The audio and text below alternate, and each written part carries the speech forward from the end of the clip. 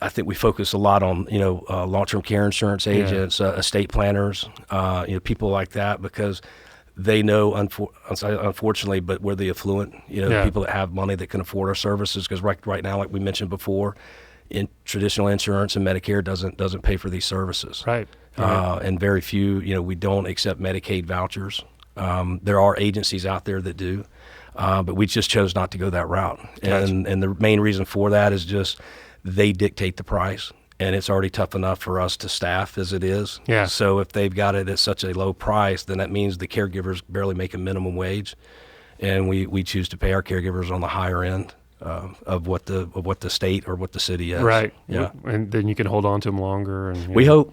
Yeah, that's the plan, is to put more money in their pocket, and then they've got bills to pay. Mm-hmm. So that's kind of being that matchmaker. Not only do I want to help the client with their goals, but also want to help these caregivers with their goals. Making sure they can pay their bills, giving them enough hours, but also giving them training, or even helping them through their career. If they don't want to remain a caregiver or CNA and they want to progress and become a nurse. Right. Being that agency or that employer that can help them along the way. Is that a good stepping stone to becoming a registered nurse? Absolutely. Yeah. Absolutely. So what do you think the reason is that you have such a deficit in caregivers right now?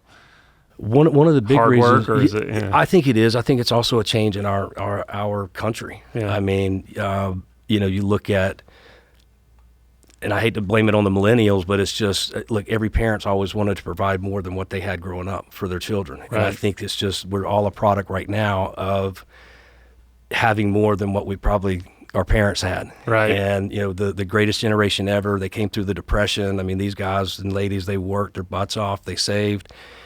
The idea of someone helping them is kind of scared to them. Right. And they never thought they'd be in this situation. So then you look at 3-4 generations later, and you have the younger ones trying to take care of it. It really takes someone special, heart-wise, to be a caregiver. It's not just one of the things you just show up and go through the emotions, something like that. So I think the other thing is, obviously money. Yeah. The amount of money they earn. That's why we try to help them with more.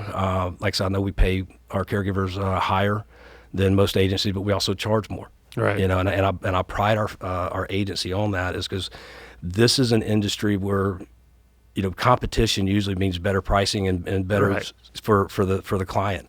It doesn't work that way in this case, because the person that gets hurt the most is the caregiver. Right. And they're the ones performing the duties every day, really, Right. with putting their bodies at risk. Injury with knees, hips, back, things like that, and with the economy being better than we've seen in our lifetime, they've got other options now.